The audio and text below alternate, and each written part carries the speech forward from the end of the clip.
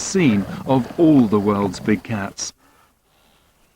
Far more regularly sighted than the traditionally secretive leopard. Yet there are perhaps 20 times as many wild leopards left on Earth as there are lions.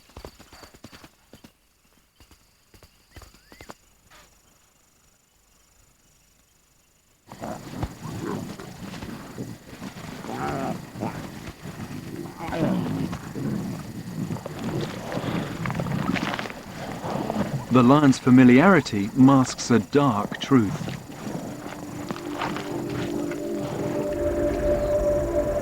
A truth brought home to me when I met the world's foremost lion scientist, Craig Packer, in Tanzania, by a rather unusual slideshow.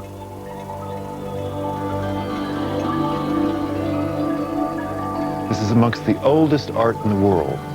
Projected on a rock, these slides of 35,000-year-old cave paintings from southern France depict lions in incredible detail and show that humans have had a surprisingly close relationship with this particular cat for millennia.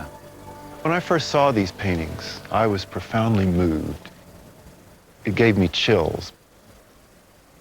And to see these paintings by fellow lionologists from 35,000 years ago made me realize that maybe we're not so eccentric coming out here and watching these animals, that this is something that's very deep in our nature. But the truth they reveal is just how widespread lions once were. The lion had a representation across Europe. It went across Alaska, across Asia. At one point, the lion was the most widely distributed mammal across the entire planet.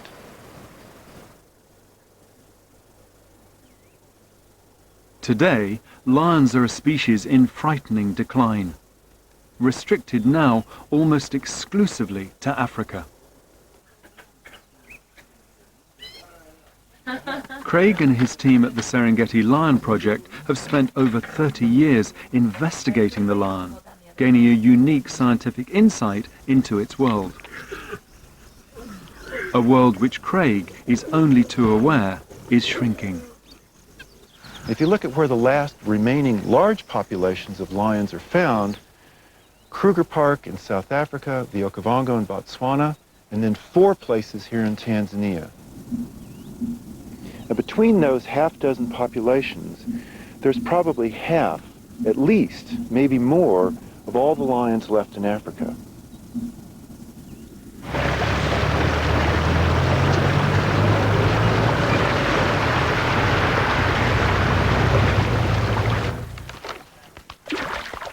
The Marsh Pride, my lions, are part of one of these populations, the Serengeti Mara population. To understand the risks they face and the causes of the lion's decline, I need to see life from a lion's perspective. The unique perspective of the only social living cat.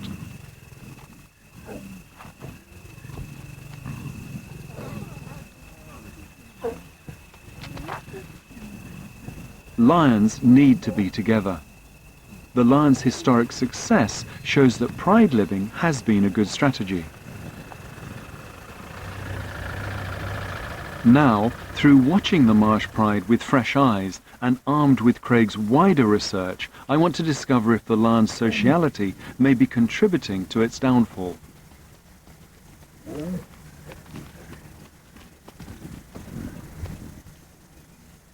Having studied them closely for many years, I know them all as individuals. Right now, the pride consists of a core of adult females, White-eye, BB and Lispy. There's some new arrivals who at just 3 months old are the pride's future. And finally, the 2 pride males who have been with this pride for almost 3 years. But whose fortunes right now differ widely.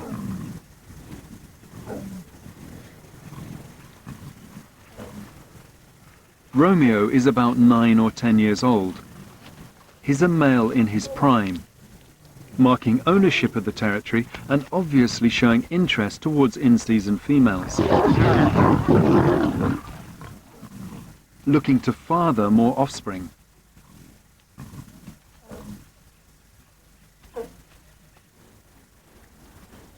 His buddy, the other pride male, is Claude, who at 12 years old is showing his age. At best, Claude could perhaps reach 14 years old, but that's looking increasingly unlikely.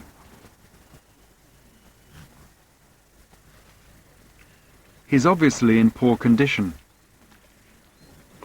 His teeth are worn down, and he's struggling to get enough food at times.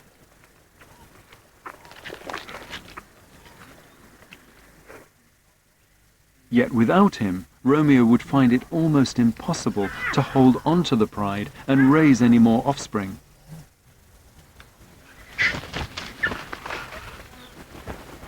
In the wild, males die much younger than females, mostly through violent encounters with other males, males who want to take over their territory.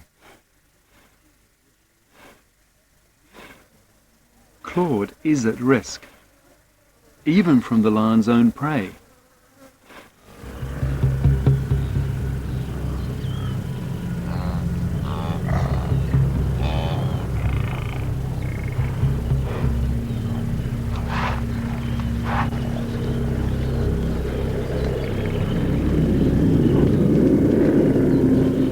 Buffalo are big animals. At almost 700 kilos, they're over 3 times the weight of a lion.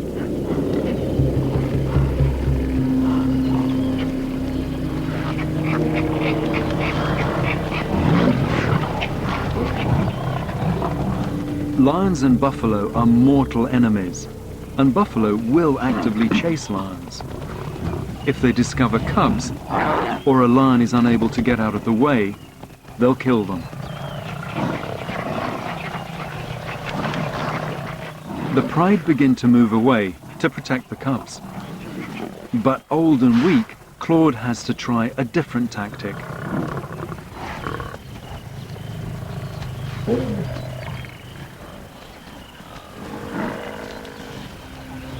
Hide and seek initially works well.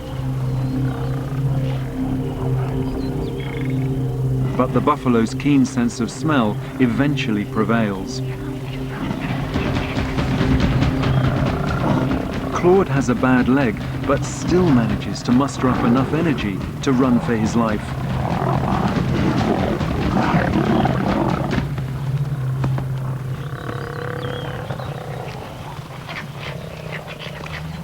He only just manages to reach safety in time.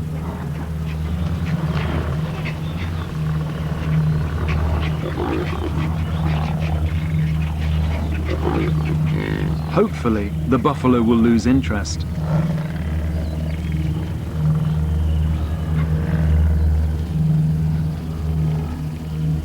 In situations like this, the pride focus on keeping the cubs safe. Adult lions must fend for themselves, and there's little chance the others will come to Claude's help.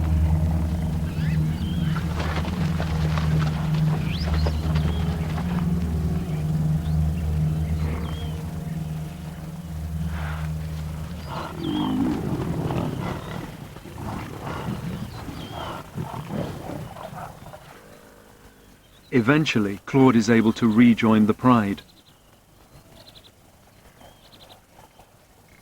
He's had a lucky escape. I've seen lions killed by buffalo. Indeed, many lions die as a result of a violent attack, sometimes by buffalo, but more often at the jaws of other lions.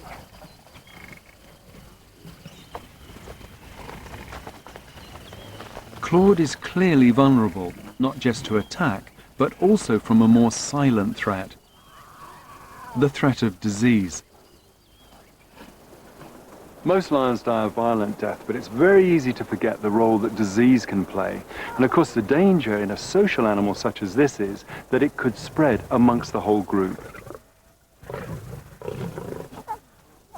Claude's poor condition makes him potentially the most vulnerable to disease. Disease is something I've seen affect individual lion prides, like the marsh pride.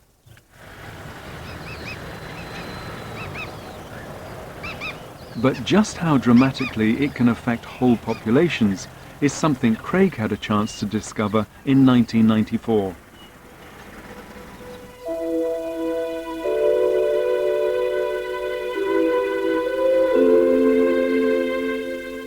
Beginning of 1994, various people saw lions suddenly with really strange disease symptoms that had never been seen before. The most famous case was the male who had convulsions, like a horrible, horrible seizure. Turned out that this animal was infected with canine distemper, and it infected about 95% of the lions within the Serengeti.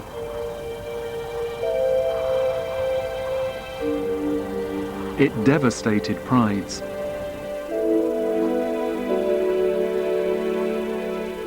And was obviously a risk to the whole lion population.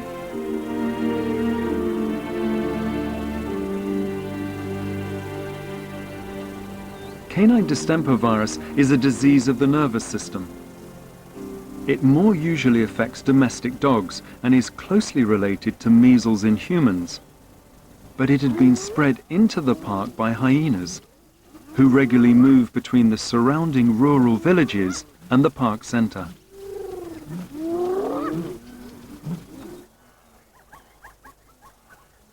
The huge lion deaths in 1994 were followed by a similar event in 2001.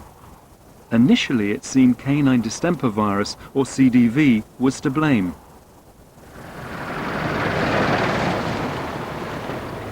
But the project had been keeping blood samples for a number of years, which when analyzed showed that there had been other outbreaks of CDV that didn't result in any lions dying. We've had 7 distemper outbreaks over the last 20 years now, and only 2 have had that high degree of mortality. There was something else going on. The team looked again at the 2 outbreaks that had resulted in so many lion deaths, and noticed something in common. They both occurred at the end of a severe drought.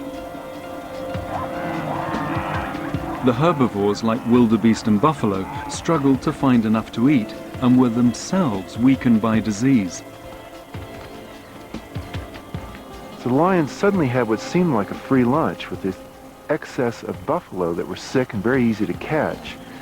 But there's no such thing as a free lunch.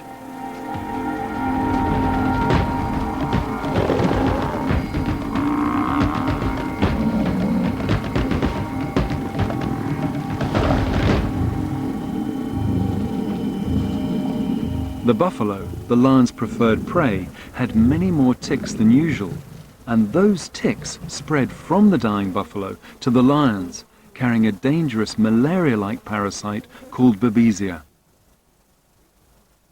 Now, Babesia in itself is something the lions can ordinarily handle, but this is an exceptional dose of Babesia combined with distemper, and the distemper is like a short, sharp bout of AIDS. They're immunosuppressed, allowing the Babesia to overwhelm them, and that's actually what killed them. Buffalo are the lion's preferred prey precisely because they're large and can feed a whole pride. But in this instance, being social exposed whole prides to disease at once. The disease outbreak had a catastrophic effect on the lion population. We saw hundreds of losses in the Serengeti, and we saw losses here in the Mara, in the marsh pride. But what was interesting was it didn't take that long for the lion population to bounce back again.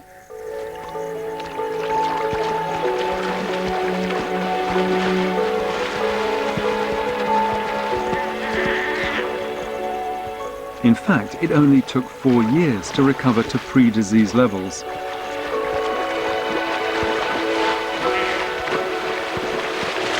This is the flip side to being social.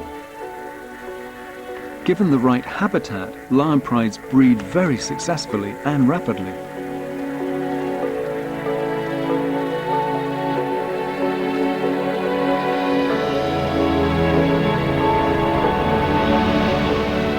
But more frequent droughts in the future could trigger more regular outbreaks of disease and might not allow lion prides time to recover, potentially decimating an otherwise healthy lion population. The role of climate change in affecting lion numbers shouldn't be underestimated.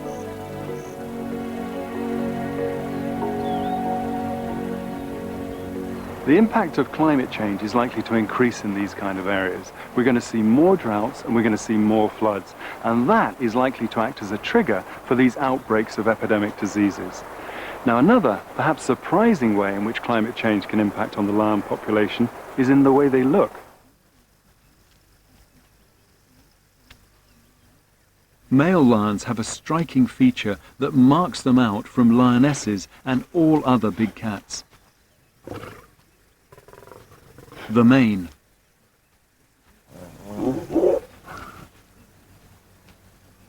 It develops during puberty and attains its full glory just as the male reaches his reproductive prime. But it carries a heavy price tag. All mammals need to maintain a constant body temperature, regardless of their surroundings. But male lions like Claude and Romeo have a problem. Their big, bushy manes are like a jumper, one they can't take off.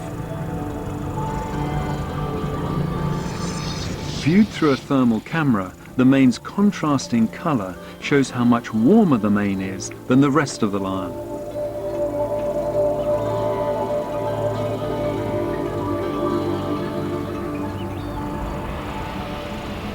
In the hottest parts of Africa, this burden is simply too much to bear. And the lions here are different.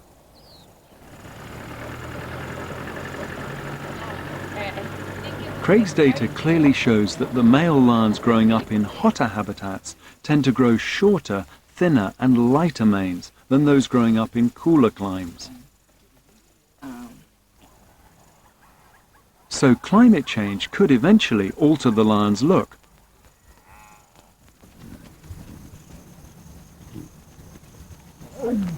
But ultimately, does it matter what color the mane is? And if there's such a burden, why grow a mane in the first place? Craig and his team had a hunch that the mane might have a profound meaning in lions' social lives. To set about decoding what that meaning might be, they enlisted a somewhat surprising research tool. We had these dummies constructed and shipped out here where we could present alternatives to the lions. So we'd find a wild lion, we'd set out 2 dummies at a time with contrasting manes. One might be dark, one would be light, or one would be short, or one would be long. Okay, Fabio, you're on. And the females clearly preferred the darker manes. Oh, this is amazing. And it turns out that black mane males, they're actually superior males. They have higher testosterone levels, they live longer, they're more likely to survive from being wounded, and their cubs have much better survival. So a female making a choice would do much better to have her children fathered by one of the black mane males. The mane, it turns out, plays a huge part in lion society. The ability to grow a big, dark mane is a sign of fitness. It's an honest signal that you're strong enough to carry the burden of all that extra heat stress. It shows you have good genes. And that's why, in 9 out of 10 cases, lionesses prefer dark mane males.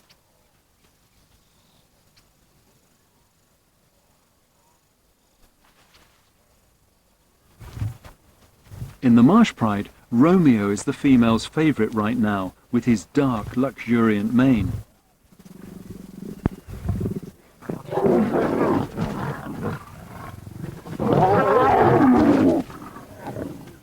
But his mane won't always look so grand.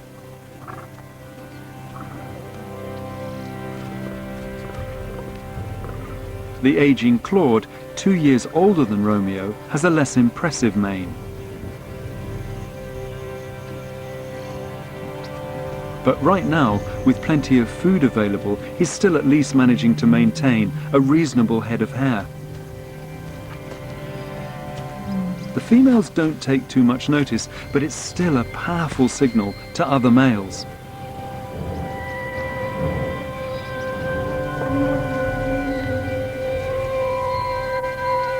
The mane allows rival males to quickly assess each other's strengths and avoid direct conflict. Fights between males often lead to injury and are best avoided.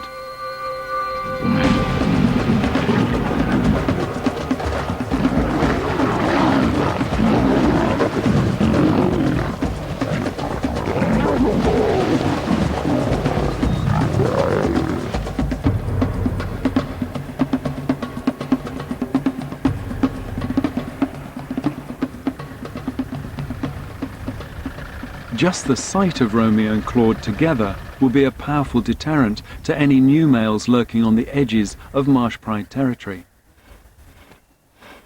There's no doubt that the mane plays a significant role in lion society. But the very thing that makes them attractive to females and wards off other males also puts them at risk.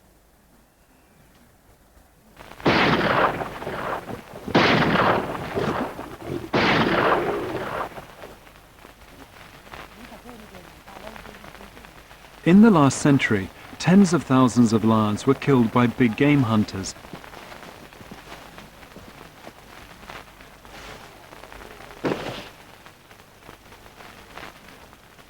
And that had an effect on what sorts of lions were being seen.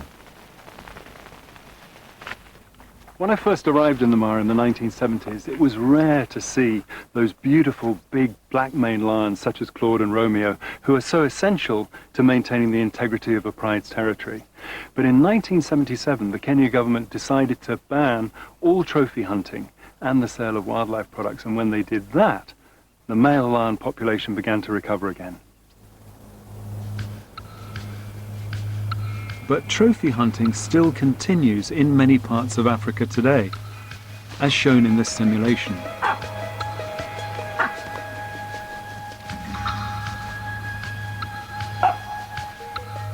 In Tanzania, we're the biggest country for lion trophy hunting in all of Africa. And the hunters have access to more than 7 times as much land as the national parks.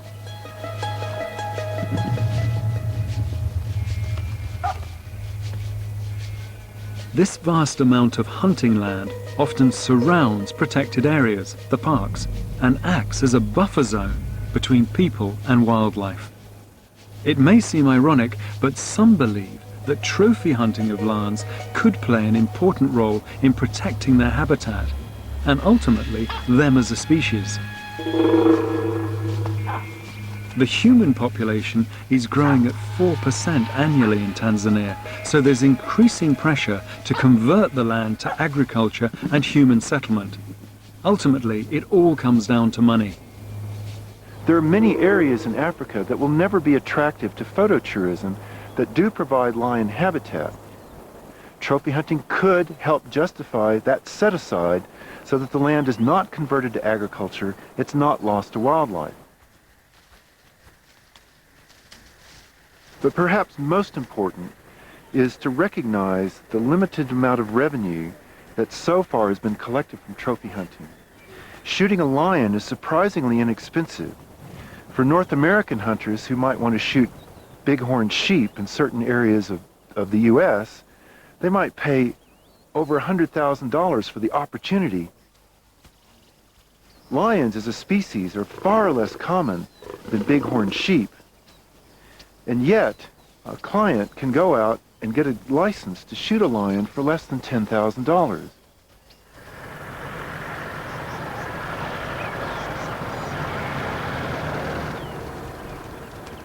In Tanzania, tourism to national parks generates 4 times more revenue than hunting.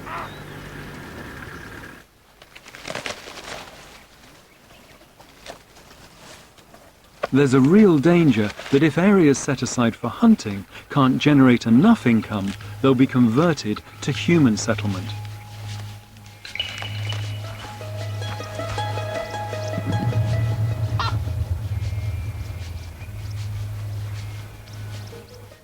For trophy hunting of lions to be an effective conservation tool, it first needs to generate vastly more income than it does currently.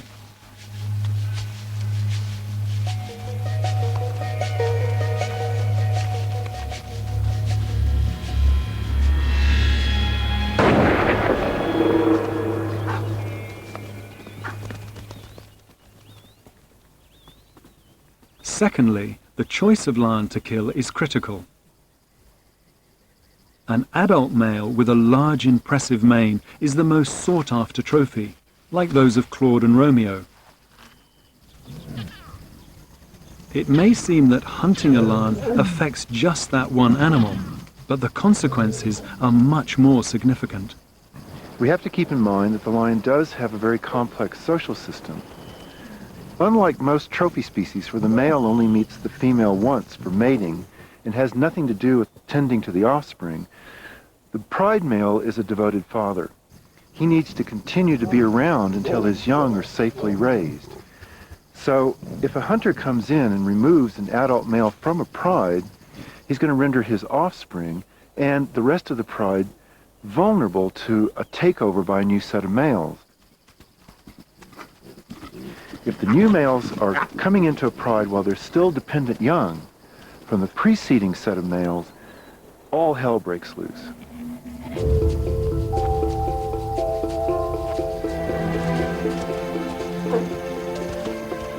If, for instance, Claude and Romeo were killed now, new males would kill all cubs under 9 months old to bring the females back into season and give themselves a chance of raising their own offspring.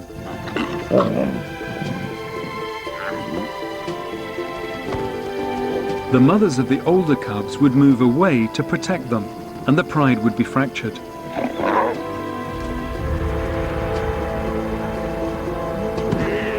Regularly removing pride males destroys the stability required to successfully raise the next generation.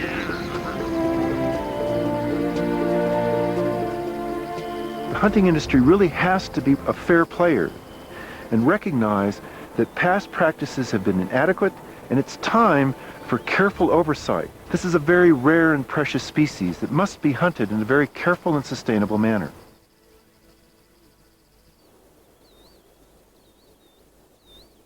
The impact of trophy hunting can be minimized.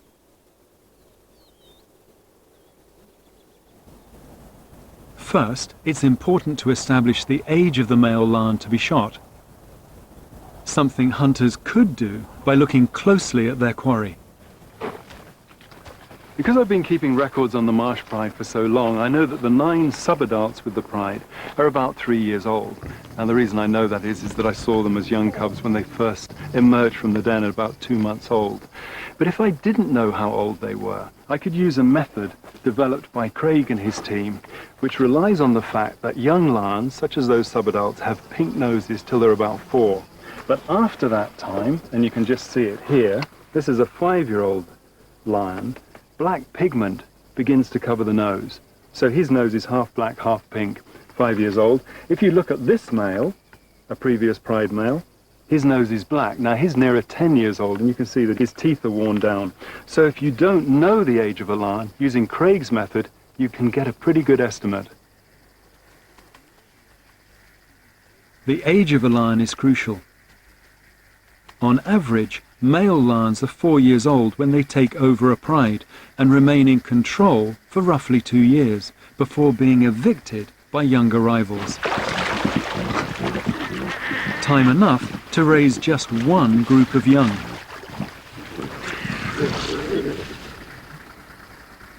Hunting male lions only over 6 years of age minimizes the risk of killing males before they've had a chance to breed, or whilst they're a father to young, dependent cubs. Claude and Romeo are both significantly older than 6. In their time in charge, they've already fathered a group of 9 3-year-old lions who are now nearly fully grown, as well as this second group of younger cubs.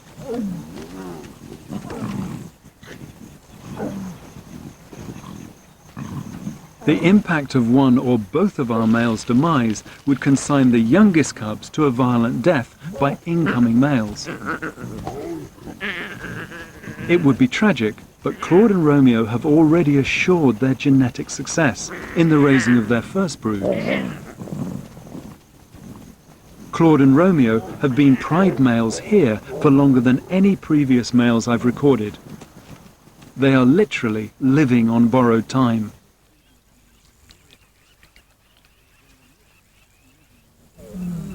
New, younger males are lurking at the edges of marsh pride territory, waiting for an opportunity to challenge the holders.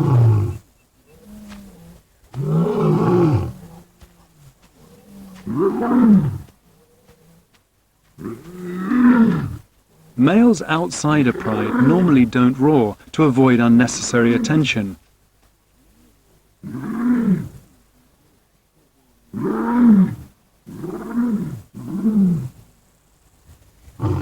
But these two youngsters clearly consider the marsh pride's territory is theirs for the taking.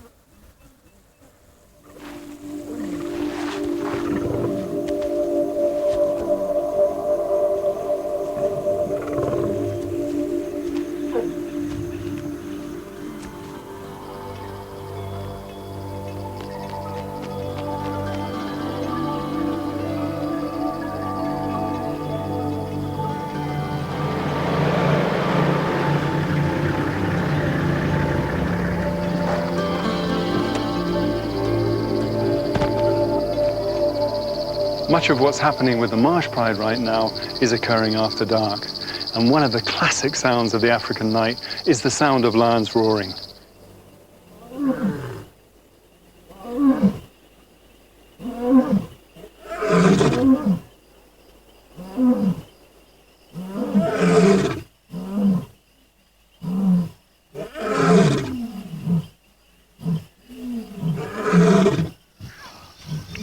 The lion's roar advertises their ownership of a territory.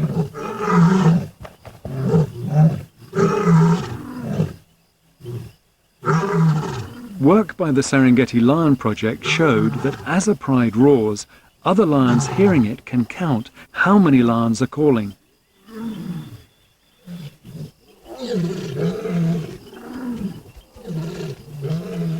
The project also showed that the roar is directly related to body size.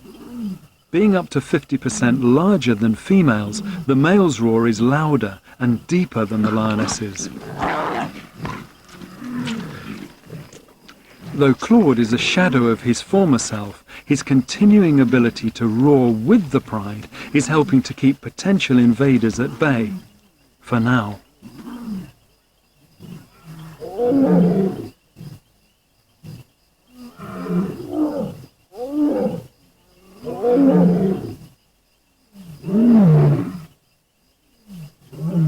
Life for all lions is a numbers game. Outnumbering the opposition is key to success. When there's just one male voice left in the marsh pride, it will be noticed by other males in the area, and the odds will switch in their favor.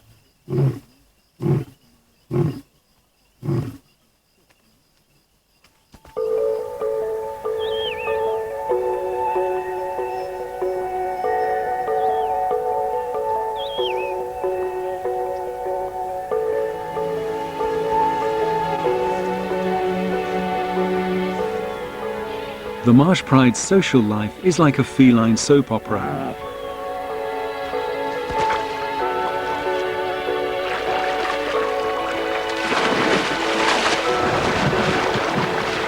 But it's clear that for lions, their unique social lifestyle makes for unique pressures from factors such as disease outbreaks and trophy hunting. Both have affected the marsh pride in the past, and could do again.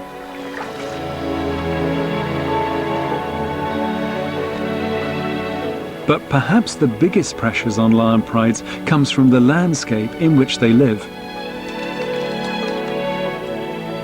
the landscape which Craig and his team have shown to be crucial to the evolution of the pride. By looking at the breeding success of known prides, the team discovered that those holding territories centered around river confluences were the largest and most successful.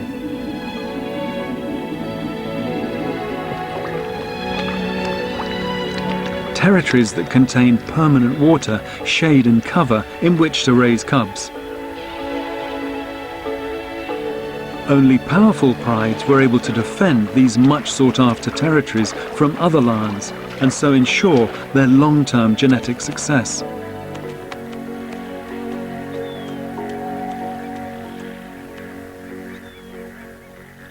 It stands to reason then that changes to the very driving force behind the evolution of lion prides would have a huge effect on their population. And there's no doubt the lion's landscape has changed dramatically in recent years. A striking example affects the lions of Tarangire National Park in Tanzania.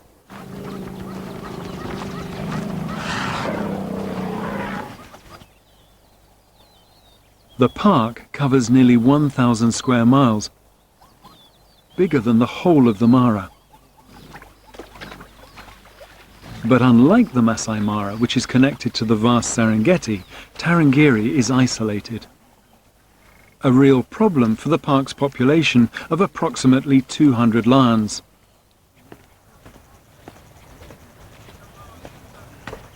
The park and the surrounding area is home to the Tarangire Lion Project, and it's run by Bernard Kisui.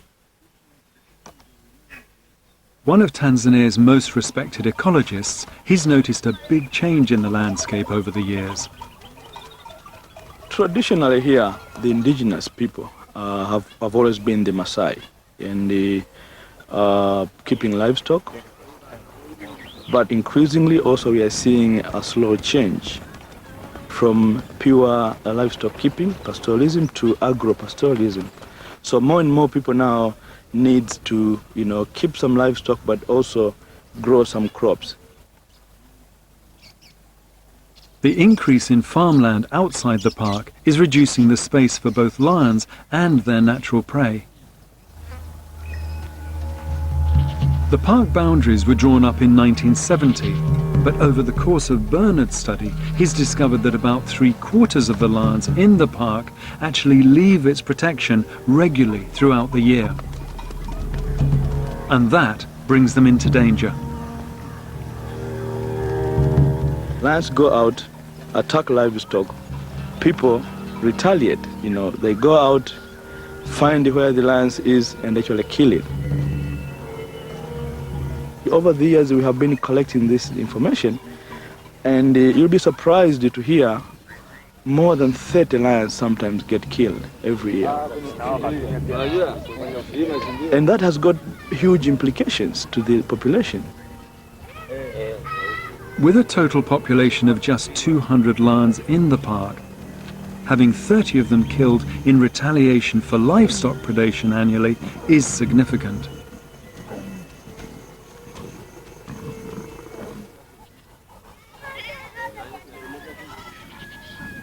To stand even the remotest chance of maintaining lions in the park, Bernard had to win over the local community.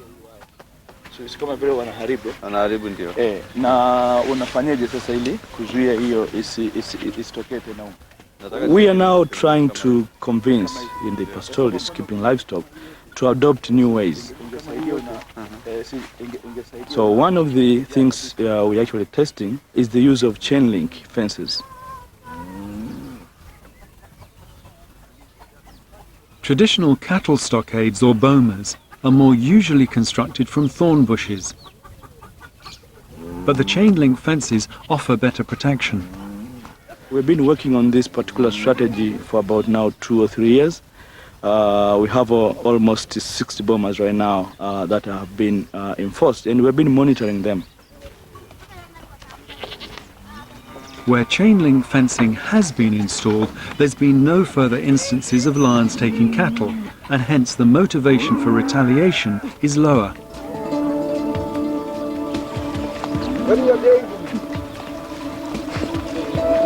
But changes to the landscape outside the park affect the lion population on a bigger scale, reducing prime lion habitat and reducing the number of lions, potentially to zero.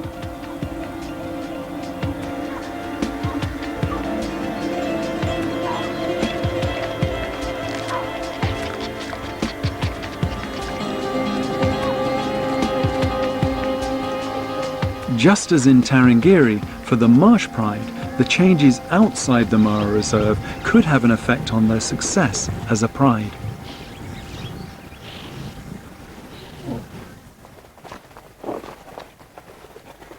The marsh lions are a boundary pride, as I'd put it, because if you look at my map here, you can see that the reserve boundary actually cuts through the top of their territory. And that boundary is actually very close to here. It's just up the top there. I can see cattle and Maasai just beyond it.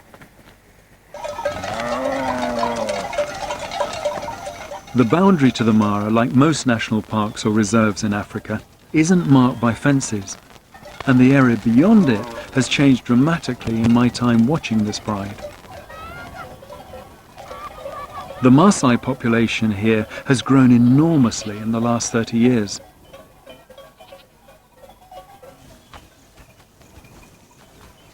But unlike in Tarangire, the marsh pride are bordered on just one side by an increasing human population. The Mara Reserve is part of the much more extensive Serengeti Mara system. And this is critical. It's one of the 6 large areas that Craig Packer believes might be the last stronghold of the lion. It's so large that the migration of 2 million wildebeest can be completed entirely within it.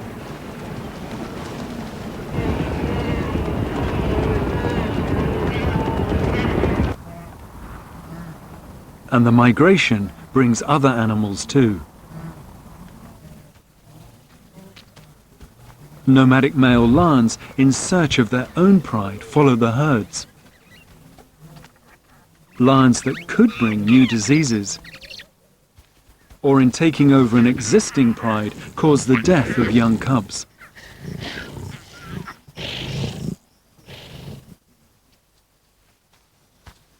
For now, the marsh males still control their territory, and at least in Romeo's case, still actively attempting to sire new offspring.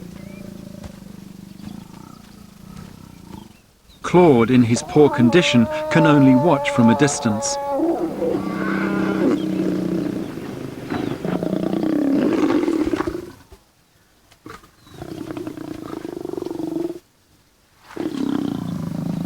For male lions, life is a race against the inevitable.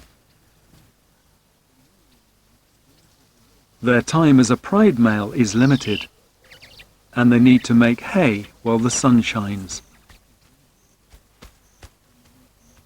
They will ultimately be challenged by new males from far and wide.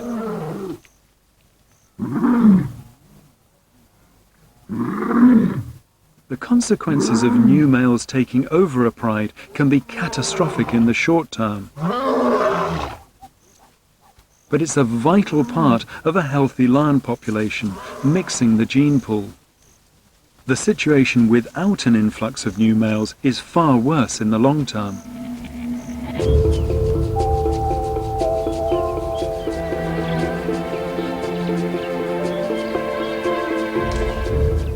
It's a situation faced by the lions of Tanzania's Ngorongoro Crater.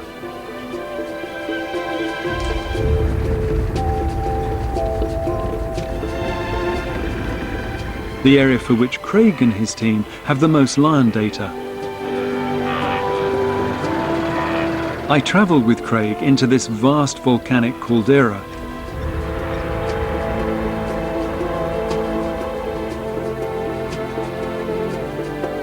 It's one of the lion hotspots of East Africa.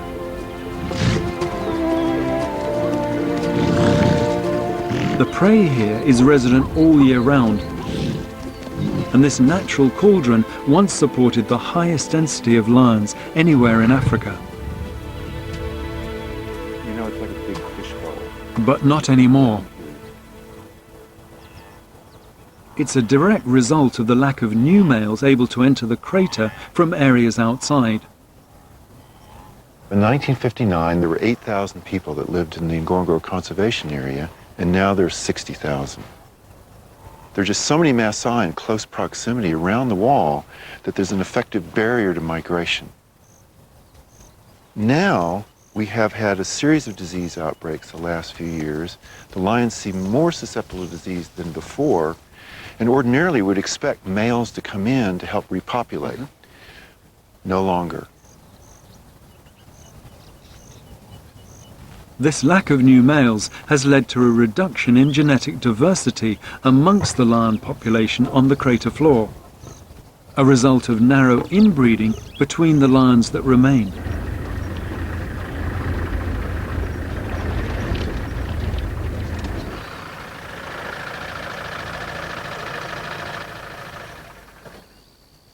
So who are we looking at here? Well, this female comes from the Mungi Pride. The male comes from the other side of the crater floor, and even though he didn't know her growing up, they do have many links on their family tree. So they're about as closely related as half-siblings.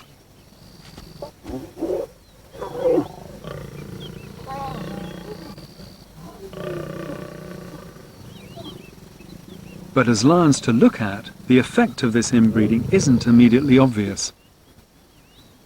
When I look at these lions, I'm looking at healthy, vigorous animals. I mean, that's a big male. The female looks in great shape. So really, how much impact is inbreeding really having on these lions? You know, they look great, but they get such a high level of nutrition down here. There's always food available for them. The things that are harming them are all happening inside their bodies. We're seeing signs, and have seen for some time, of reduced fertility in the males. They have higher levels of sperm abnormality, they have lower testosterone, and their immune systems seem to be compromised now. This population seems to be exceptionally sensitive to infectious disease. From a high of 120 lions in the 1980s, the crater population today numbers less than 60.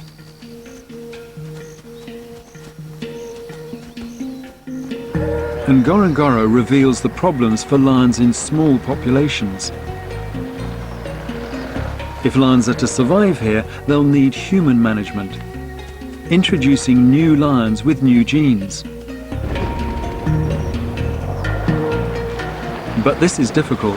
Lion prides don't tolerate outsiders.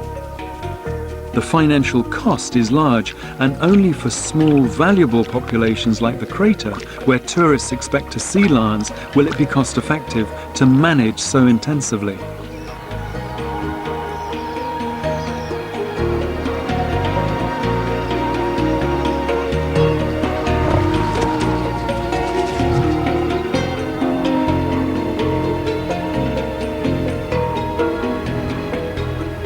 The marsh pride are, for now at least, thankfully still part of a much larger natural lion population, that of the Mara Serengeti system, perhaps the world's most famous African reserves.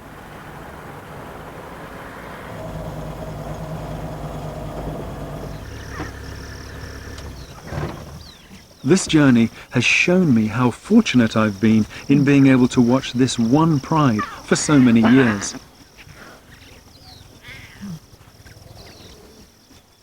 From my own experience, their immediate future can almost be predicted.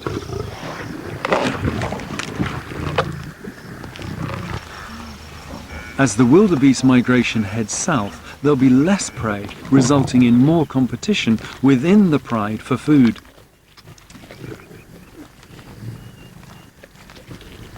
Claude is likely to lose out, and his condition will worsen.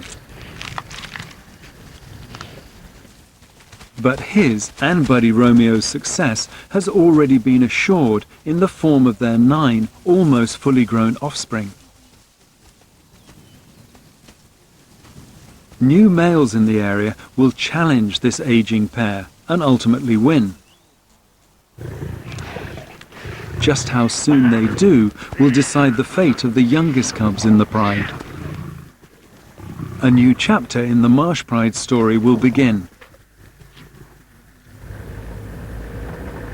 But the lion's story as a whole may be closer to an end than I'd previously imagined. I think the animal is close to being restricted to maybe 3 or 4 places. The Serengeti is so famous, it's hard to imagine that anyone will let that die. Parts of the Selous can be protected. Kruger National Park in South Africa is fenced. The Okavango is in the middle of a desert. So those 4 areas may be the sole repository of healthy lions in the 22nd century.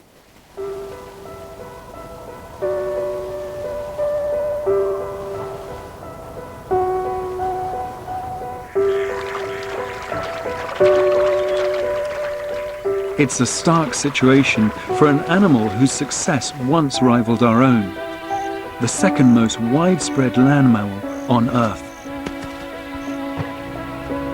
For lions, social living has made them especially vulnerable to disease spread from our domestic animals. Hunting individual male lions for trophies can all too easily have devastating impacts on entire prides. And as territory is key to the lion's social way of life, it's becoming obvious that healthy lion populations can only exist where large areas of suitable habitat can be found. Habitat that throughout our long association with the lion has also been coveted by humans.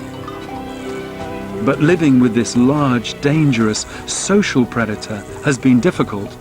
And still is. Everybody hates lions. Pastoralists hate lions. People in man-eating areas would just assume there were never any more lions ever again. And I often find it surprising that we somehow expect Africa to bear the brunt of living with a really difficult species. It seems to me that's the world's responsibility. If the lion was lost, that's something that belongs to all of us. It's part of our whole history.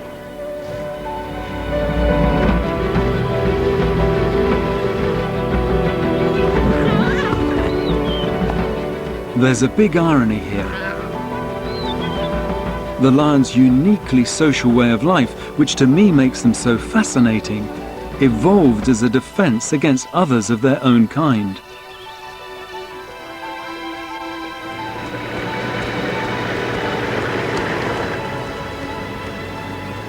But the truth about lions is that their biggest threat is no longer other lions. It's us.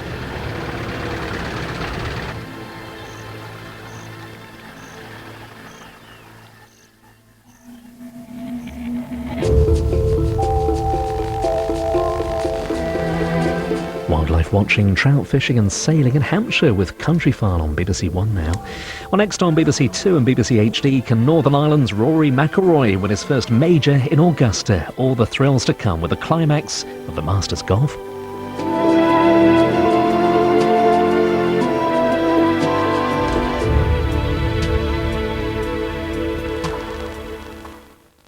Dan Snow takes a journey back to history's filthiest cities. London was producing gigantic amounts of animal waste. That smelled completely disgusting. The streets of 18th century Paris were narrow, crowded and fetid.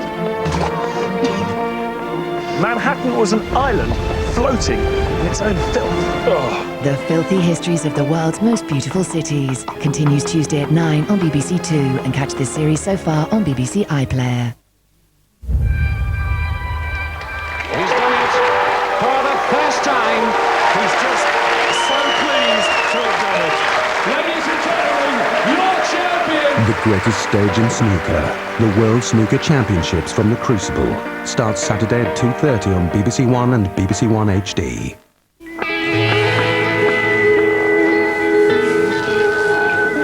It's turned into a Sunday spectacular in Augusta. The dream of slipping into the famous green jackets is just one round away. This year's Masters to the last crucial putt, now on BBC Two, and it's a real stunner on BBC HD.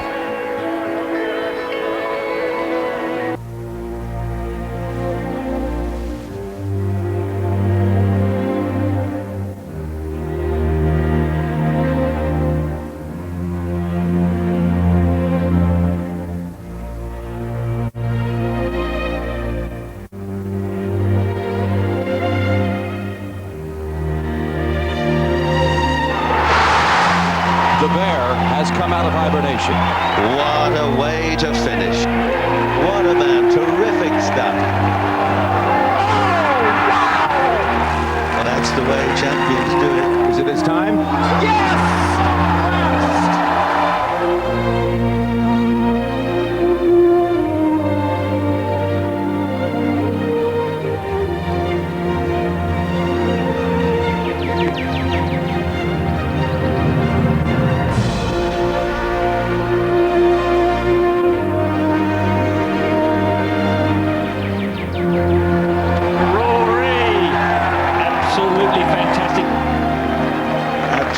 Stunning. I think they like the heat being reflected off the granite. While Katie takes the helm of a sailing yacht out in the Solent. But can she keep it upright? Something a bit unnatural about standing when the boat is at kind of 45 degrees in front of you.